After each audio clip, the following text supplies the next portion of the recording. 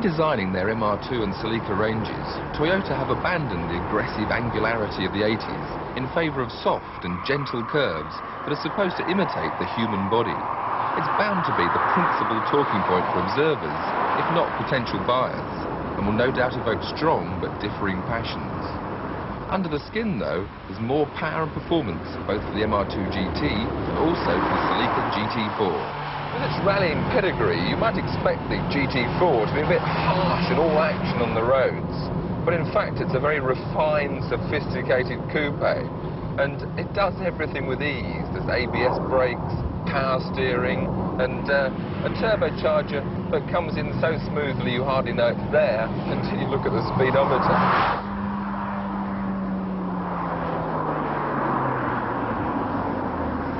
So all in all, a lot of refinement, but that very refinement tends to take away some of the driver satisfaction that you might have been expecting. So a little bit remote, maybe a little bit too good, and it's £5,000 more, albeit with air conditioning and other luxuries, than its two-wheel drive counterpart. Unlike its predecessor, the new Celica GT4 is easy to tell from its two-wheel drive cousin. There's wider wheel arches front and rear, a distinctive slatted grille, and these scoops on the bonnet. The scoops are all part of a package with a turbocharger feeding compressed air into the intercooler, and it's the intercooler that is fed by that large central scoop, cooling the air before it goes into the engine. All this producing some 204 horsepower for this four-wheel drive version, as opposed to the 158 for the normally aspirated front-wheel drive car. Inside the bulbous rear end, there's plenty of volume, but not very practical in terms of shape, especially the spare wheel that intrudes into the floor, making things very awkward. Still, as with all hatchbacks, the rear seats do fold down, and then there's a lot more space. With the rear seats upright, there's room in the back for two children, but little head or legroom for adults. Not that the Celica GT4 is really a family car.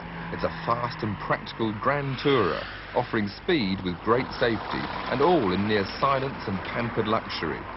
In reality, a long way from the competitive image where the old model has just won the Safari Rally.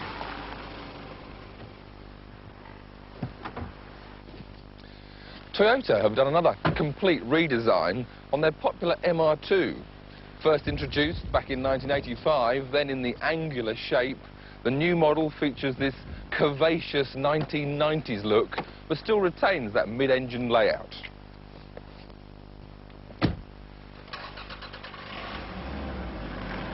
More or less everything else has changed. The car is 9 inches longer, a little wider and lower, and in some ways softer and more civilised. Toyota are even offering an automatic version mated to the less powerful 119 horsepower engine.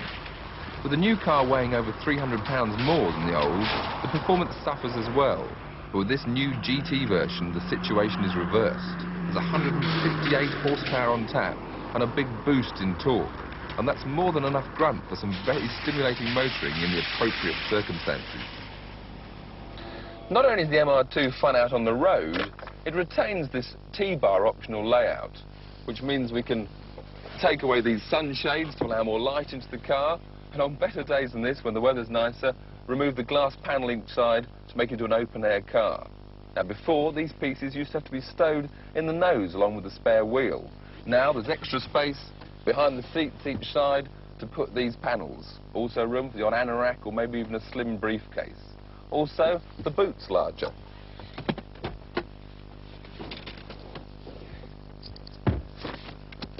With a 50% increase in volume, there's now a very useful space, not only for a couple of soft bags, but much more importantly, the set of golf clubs. In front of that was the engine, with its middle layout never easy to get at.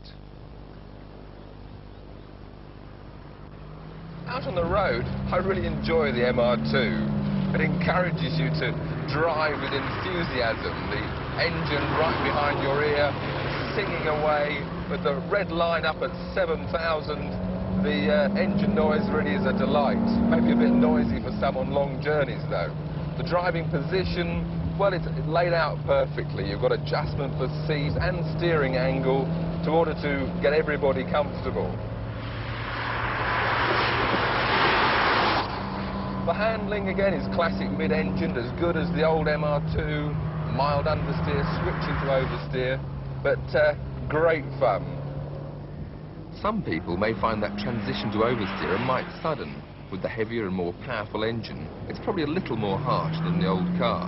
But for most drivers, the MR2 GT offers Ferrari-like responsiveness and excitement at a fraction the price. The history of affordable mid-engine sports cars is hardly littered with great marketing successes. The new MR2, though, stands a good chance of breaking that pattern.